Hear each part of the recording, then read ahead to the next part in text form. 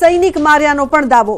તો BLA Zafar express પર કબજો કર્યાનો પણ દાવો કરવામાં આવી રહ્યો છે। 400 થી વધુ લોકોને બંધક બનાવવામાં આવ્યા છે। બીએલએની પાકિસ્તાન સરકારને ધમકી, આર્મી ઓપરેશન કરશે તો તમામને મારી નાખીશું। હાઈજેક કરેલી ટ્રેનમાં પાકિસ્તાનના 100 સૈનિક। તો ટ્રેનના ડ્રાઈવરને ગોળી લાગતા તે ઘાયલ થયો છે। તો મહત્વપૂર્ણ સમાચાર સામે આવી રહ્યા છે। પાકિસ્તાનથી ટ્રેન હાઈજેકની ઘટના, 120 થી વધુ લોકોને બંધક બનાવવામાં આવ્યા છે। બીએલએની પાકિસ્તાન સરકારને ધમકી કે જો કોઈ કાર્યવાહી કરવામાં આવી તો તમામને મારી નાખવામાં આવશે તેવી ધમકી આપવામાં આવી રહી છે। મહત્વપૂર્ણ સમાચાર સામે આવી રહ્યા છે પાકિસ્તાનથી। તો પાકિસ્તાનથી મોટા મહત્વપૂર્ણ સમાચાર, ટ્રેન હાઈજેકની ઘટના બની છે। બલોચ આર્મીએ ટ્રેનને હાઈજેક કરી છે। ઉલ્લેખનીય છે કે બલુચિસ્તાન લિબરેશન આર્મીનો દાવો છે કે બીએલએનો 6 પાકિસ્તાની સૈનિકોને મારી દેવાનો દાવો પણ કરવામાં આવ્યો છે। એટલું જ નહીં, 120 થી વધુ બંધક છે। બીએલએ જફર એક્સપ્રેસ પર કબજો કર્યાનો પણ દાવો કરવામાં આવી રહ્યો છે। તો એક્સક્લુઝિવ દ્રશ્યો અત્યારે આપ ટીવી સ્ક્રીન પર જોઈ રહ્યા છો। 400 થી વધુ લોકોને બંધક બનાવવામાં આવ્યા છે। બીએલએની પાકિસ્તાન સરકારને ધમકી પણ આપવામાં આવી છે, આર્મી ઓપરેશન કરશે તો તમામને અમે મારી નાખીશું। હાઈજેક કરેલી ટ્રેનમાં પાકિસ્તાનના 100 સૈનિકો છે। તો ટ્રેનના ડ્રાઈવરને ગોળી લાગતા તે ઘાયલ છે તેવા પણ અહેવાલ પ્રાપ્ત થઈ રહ્યા છે। પાકિસ્તાનમાં બલુચ લિબરેશન આર્મી એટલે કે બીએલએ એક પેસેન્જર ટ્રેનનું હાઈજેક કરવાનો દાવો કર્યો છે। બીએલએ મંગળવારે કહ્યું કે તેમની સેનાએ જાફર એક્સપ્રેસને હાઈજેક કરી અને 120 જેટલા મુસાફરોને બંધક બનાવ્યા હતા।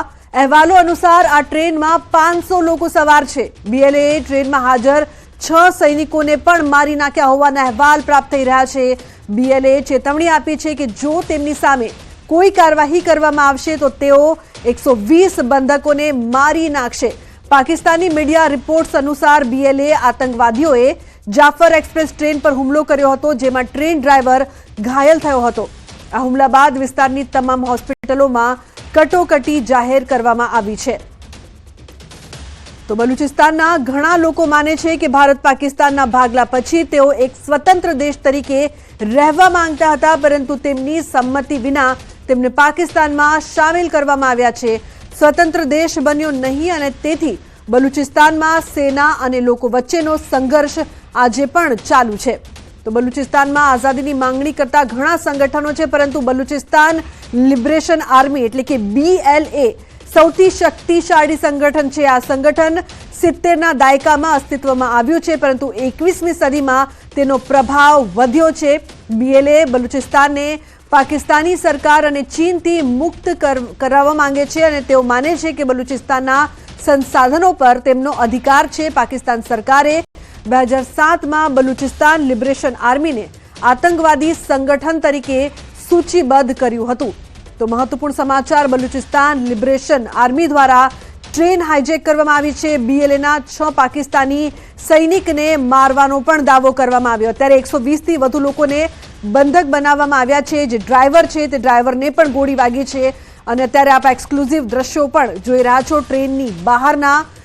સાથે જ કહેવામાં આવ્યું છે કે જો પાકિસ્તાની સેના કોઈ પણ જાતની કાર્યવાહી કરે છે તો તમામ લોકોને મારી નાખવાની ધમકી બલુચિસ્તાન લિબરેશન દ્વારા આપવામાં આવી રહી છે। ઉલ્લેખનીય છે કે એક પ્રકારથી જે હાઈજેકની આ ઘટના બની છે તે બાદ પાકિસ્તાની સરકારમાં પણ ચિંતાનો માહોલ, કારણ કે 120 થી વધુ લોકોને બંધક બનાવવામાં આવ્યા છે। તો બલોચ આર્મીએ ટ્રેન હાઈજેક કરી છે। બીએલએની પાકિસ્તાન સરકારને ધમકી, જે પ્રકારથી આ પહેલા પણ બલુચિસ્તાન લિબરેશન આર્મી દ્વારા અનેક પ્રકારના હુમલાને અંજામ આપવામાં આવ્યું હતું। સંધ્યા જોડાયા છે અમારા સહયોગી વધુ માહિતી આપવા માટે। સંધ્યા, જે પ્રકારથી સામે આવી રહી છે જે ખબર, બલુચિસ્તાન લિબરેશનનો જે દાવો છે કે આટલા લોકોને અમે મારી નાખ્યા છે, અત્યારની શું પરિસ્થિતિની અપડેટ છે?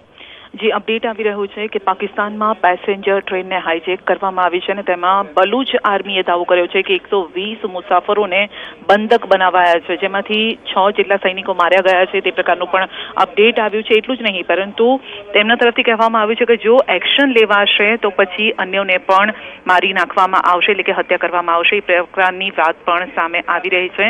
પાકિસ્તાની તરફથી ત્યાં પાકિસ્તાનથી એ અહેવાલ જે પ્રસારિત થઈ રહ્યો છે તેમાં છે કે કોટાથી પેશાવર જતી હતી જાફર એક્સપ્રેસ ત્યાં પહેરો કુંડરી અને ગડલર વચ્ચે ભારે ગોળીબારી થયો હતો ને જેમાં 6 સૈનિકો મોતને ભેટ્યા છે એ પ્રકારની અપડેટ અહીંયા સામે આવી રહી છે. પાકિસ્તાન સરકારે પણ કહ્યું છે કે કટોકટી લાદવામાં આવી છે. અલગ અલગ સ્ટેટમેન્ટ પણ ત્યાંથી સામે આવી રહ્યા છે. કોટાથી પેશાવર જતી ટ્રેનમાં પહારો કુંડરી અને ગદાલર વચ્ચે ગોળીબારી થઈ અને ત્યારબાદ આ સૈનિકોના મોત થયા છે. આ ટ્રેનમાં 9 કોચ છે, 500 જેટલા મુસાફરો તેમાં મુસાફરી કરી રહ્યા છે ને ટનલ નંબર 8માં સશસ્ત્ર જે લોકો હતા તેઓએ તેને અટકાવી હતી. સરકાર મુસાફરોનો સંપર્ક કરવાનો પણ પ્રયત્ન કરી રહી છે કારણ કે મુસાફરો પણ અત્યારે ભયના માર્યા છે. સતત ગોળીબારી થઈ રહી હતી જેના કારણે કારણ કે ટ્રેન છે, ટ્રેનમાં પરિવાર પણ મુસાફરી કરતો હોય છે, નાના બાળકો છે, વૃદ્ધો હોય છે, જેના કારણે તેઓ પણ અત્યારે ડરના માર્યા છે. તો સરકારે કહ્યું છે કે અધિકારીઓને સ્થળ સુધી પહોંચવામાં પણ અત્યારે મુશ્કેલી પડી રહી છે અને એના કારણે જે મુસાફરો છે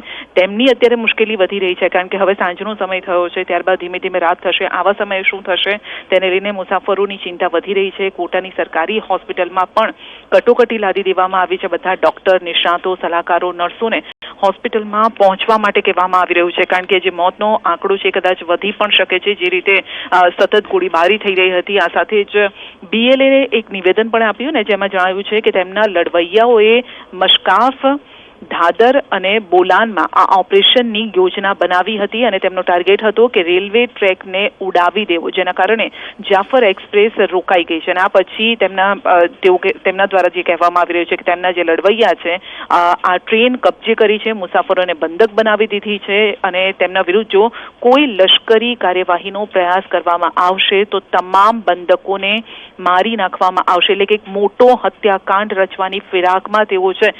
હવે આવા સમયે પાકિસ્તાનની સરકાર જે છે કયા પ્રકારની સ્ટ્રેટેજી અપનાવે છે તેવું જોવું રહ્યું કારણ કે જો અહીંયા ગોળીબારી થાય, જે મુસાફરો છે, સામાન્ય લોકો જો મોતને ભેટે તો સરકાર ઉપર જ આખો દોષ જે હશે તે ઢોળવામાં આવશે જેના કારણે અત્યારે અવઢવમાં છે પાકિસ્તાની સરકાર. બિલકુલ સંધ્યા, બલુચિસ્તાનમાં આઝાદીની માંગણી સાથે ઘણા બધા સંગઠનો છે પરંતુ બલુચિસ્તાન લિબરેશન આર્મી જે છે તે સૌથી શક્તિશાળી સંગઠન માનવામાં આવે છે. અત્યારે જો વાત કરવામાં આવે કે સરકાર શું કરશે કારણ કે અંદર સૈનિકો હોવાની પણ વાત છે, 120થી વધુ બંધકો પણ છે અને જે દ્રશ્યો સામે આવી રહ્યા છે ટ્રેનની બહારના, તો અત્યારે કોઈ ઓપરેશન, કોઈ મૂવમેન્ટ થઈ રહી હોય એવું નથી લાગી રહ્યું. સંધ્યા, ત્યારે એ જ વાત છે કે કટોકટી અત્યારે લાદી દેવામાં આવી છે. સૈનિકો ત્યાં પહોંચવાનો પ્રયત્ન કરી રહ્યા છે. પહેલું એ છે કે સામાન્ય રીતે જ્યારે આ પ્રકારના ઓપરેશન્સ કરવામાં આવતા હોય છે ત્યારે મુખ્ય વાત હોય છે કે મામલો સમજાવટથી હલ થઈ જાય. તો પહેલો કદાચ પ્રયાસ પાકિસ્તાની સરકાર તરફથી હશે કે વાતચીતનો પ્રયાસ હશે. વાતચીતથી જો મામલો હલ થતો હોય તો સૌથી વેલ એન્ડ ગુડ છે, પરંતુ જો વાતચીતથી આ મામલો હલ ન થાય તો પછી બીજો પ્રયાસ કયો છે તો સામે ભિડન થાય એ પ્રકારનો પ્રયાસ છે. પરંતુ જો એ પ્રયાસ કરવામાં આવે. જી બિલકુલ સંધ્યા, આભાર સમગ્ર માહિતી બદલ. તો બલોચ આર્મીએ ટ્રેન હાઈજેક કર્યાના મોટા સમાચાર.